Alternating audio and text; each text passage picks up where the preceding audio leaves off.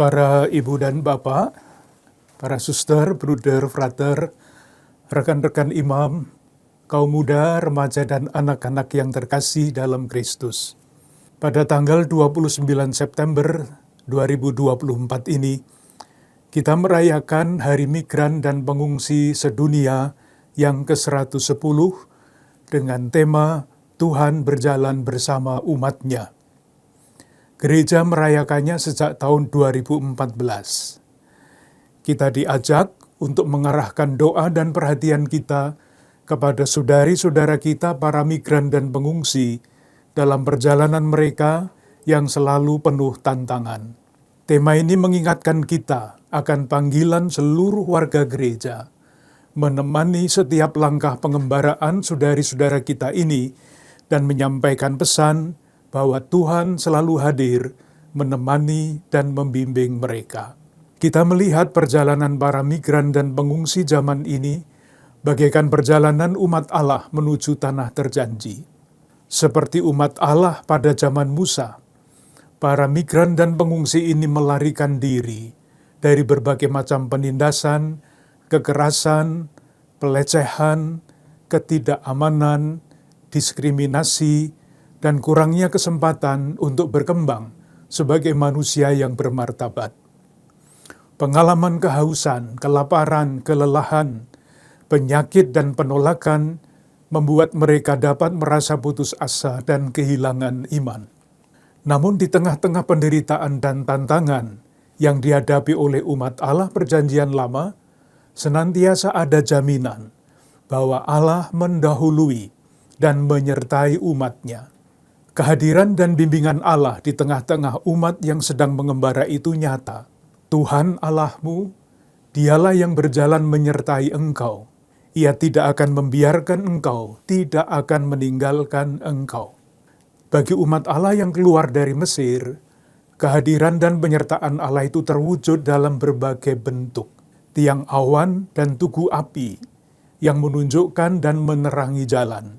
Turunnya mana dan air sebagai pemberian Allah kepada umat yang lapar dan haus.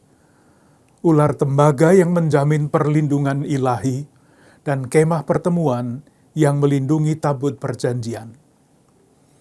Dalam tradisi kitab suci, kemah adalah tempat tinggal yang disukai Allah. Selama pemerintahan Daud, Tuhan memilih untuk tinggal di kemah, bukan di bait suci, sehingga ia dapat berjalan bersama umat-Nya. Aku tidak pernah diam dalam rumah sejak aku menuntun orang Israel keluar sampai hari ini. Tetapi aku mengembara dari kemah ke kemah. Allah tidak hanya berjalan bersama umat-Nya, bahkan ia mengidentifikasikan dirinya dengan orang yang sedang dalam perjalanan di dunia ini, khususnya dengan saudari-saudara kita yang paling kecil, miskin, dan terpinggirkan. Inkarnasi, Allah yang menjelma menjadi manusia dan tinggal bersama dengan manusia lemah, merupakan wujud nyata kepedulian dan bela rasa Allah kepada manusia yang masih berada dalam perjalanan pengungsian di dunia ini. Yesus Kristus, Allah yang menjelma menjadi manusia, menemani dan membimbing manusia agar dapat berjalan menuju tanah yang telah dijanjikan, kediaman abadi di surga. Sementara itu, Rasul Yakobus melalui suratnya yang dibacakan pada hari ini mengingatkan kita untuk mencari kekayaan yang tidak bisa membusuk, pakaian yang tidak dapat dimakan ngengat, emas dan perak yang tidak bisa berkarat, kesediaan untuk berbela rasa, berbuat baik dan berbuat adil kepada sesama, terlebih kepada saudari-saudara kita yang dilupakan, adalah kekayaan yang tak ternilai harganya. Sementara menurut Injil hari ini, Tuhan Yesus mengingatkan kita semua untuk tidak mengucilkan siapapun yang berbuat baik bagi sesama. Ia bersabda, "Sesungguhnya, barang siapa memberi kamu minum secangkir air, oleh karena kamu adalah pengikut Kristus, ia tidak akan kehilangan ganjarannya." Saudari-saudaraku yang terkasih, Inspirasi kitab suci ini mengundang kita untuk memberi perhatian dan bahkan sejauh mungkin untuk melibatkan diri dalam membantu saudari-saudara kita, para migran dan pengungsi itu. Perhatian dan keterlibatan itu hanya mungkin kalau kita memahami maknanya dan konteks tempat kita melibatkan diri. Peringatan Hari Migran dan Pengungsi sedunia ini memiliki dua makna. Pertama, peringatan ini menyadarkan kita tentang perjalanan hidup kita sendiri yang seringkali terasa sebagai orang asing dalam berbagai macam bentuk, baik secara fisik, mental, maupun spiritual. Dalam situasi seperti itu, kita sangat membutuhkan kebaikan dan belas kasih Allah sendiri dalam wujud belas kasih dari sesama. Yang kedua, peringatan ini juga adalah seruan untuk bertindak. Saudari-saudara kita migran dan pengungsi yang tinggal sementara di sekitar kita ini memerlukan dukungan nyata. Seperti Tuhan yang tidak meninggalkan umatnya di padang gurun, kita juga dipanggil untuk tidak meninggalkan saudari-saudara kita yang berada dalam situasi yang sulit dan penuh tantangan. Dengan kata lain, kita diundang untuk merenungkan bagaimana kasih Allah yang tak terhingga juga mengalir melalui tindakan kebaikan dan bela rasa yang kita tunjukkan kepada saudari-saudara kita, para migran dan pengungsi. Saudari-saudaraku yang terkasih, Indonesia adalah negara transit bagi para migran dan pengungsi yang melarikan diri dari negara asal mereka karena alasan mencari keselamatan. Menurut data Komisioner Tinggi Perserikatan Bangsa-Bangsa untuk Pengungsi, jumlah pengungsi luar negeri yang ada di Indonesia per akhir 2023 sebesar 12.295 orang. Ini tidak termasuk jumlah imigran paksa dan pencari suaka yang belum atau tidak mendapatkan status pengungsi. Dalam hal perlindungan para pengungsi, pemerintah Indonesia belum meratifikasi Konvensi Geneva tahun 1951 tentang perlindungan pengungsi. Maka para pengungsi dan imigran yang ada di Indonesia tidak mendapatkan akses hak-hak atas kebutuhan hidup dasar, pendidikan, pekerjaan, dan pelayanan sosial dari pemerintah. Namun Indonesia telah lama memiliki tradisi untuk menerima pengungsi dan orang-orang yang membutuhkan perlindungan internasional.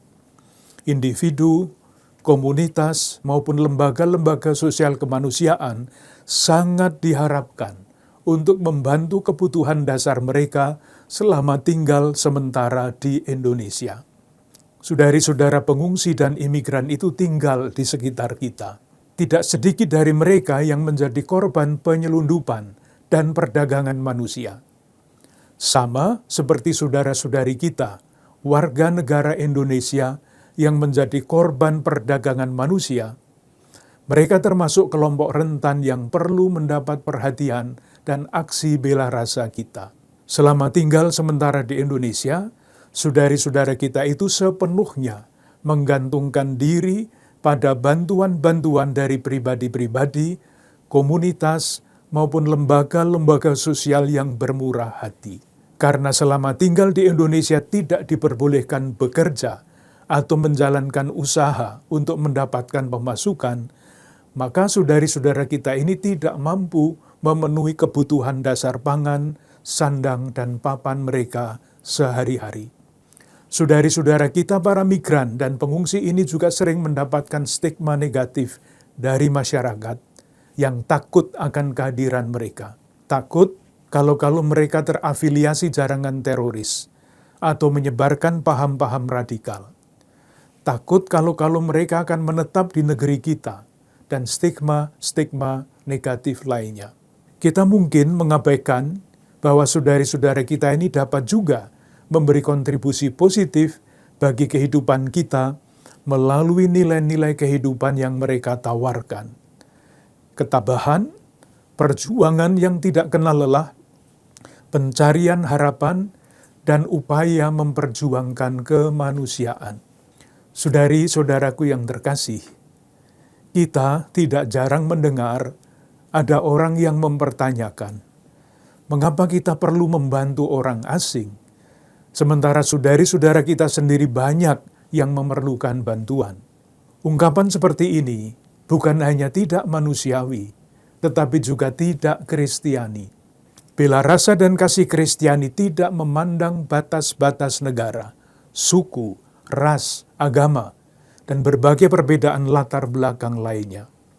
Semua manusia diciptakan oleh Allah sesuai dengan citranya, maka semua orang mempunyai martabat dan hak-hak dasar yang sama. Dalam kesempatan ini, saya ingin mengajak umat untuk berbela rasa dan peduli dengan saudari-saudara kita, para imigran dan pengungsi yang tinggal di sekitar kita. Terima kasih kepada individu-individu, komunitas, paroki, lembaga-lembaga sosial gerejawi yang sudah terlibat berbela rasa dengan saudari-saudara kita ini. Saya berharap umat, komunitas, dan lembaga-lembaga kemanusiaan gerejawi di Keuskupan Agung Jakarta ini dapat terus peduli dan berbela rasa kepada saudari-saudara kita ini. Untuk aksi bela rasa, kita dapat berkoordinasi dan bekerja sama dengan pihak-pihak yang selama ini sudah melayani mereka, antara lain Lembaga Daya Dharma Keuskupan Agung Jakarta, Tali Takum Jakarta, Jesuit Refugee Service Indonesia, dan Caritas Indonesia, Konferensi Wali Gereja Indonesia. Akhirnya bersama dengan para imam, diakon, dan semua pelayan umat, saya ingin mengucapkan terima kasih yang setulus-tulusnya kepada para ibu dan bapak, suster, bruder, frater, kaum muda, remaja, dan anak-anak semua yang dengan beraneka cara terlibat dalam karya perutusan Keuskupan Agung Jakarta. Kita berharap melalui berbagai prakarsa yang kita jalankan, sekecil dan sesederhana apapun, kita terus dapat berbela rasa dengan saudari-saudara kita para pengungsi dan imigran yang sedang mencari teman dalam perjalanan. Sebagaimana Allah menemani umatnya dalam perjalanan menuju ke tanah yang telah dijanjikan kepada mereka. Salam dan berkat Tuhan untuk Anda semua, keluarga dan komunitas Anda. Bunda Maria dan Santo Yusuf, doakanlah kami.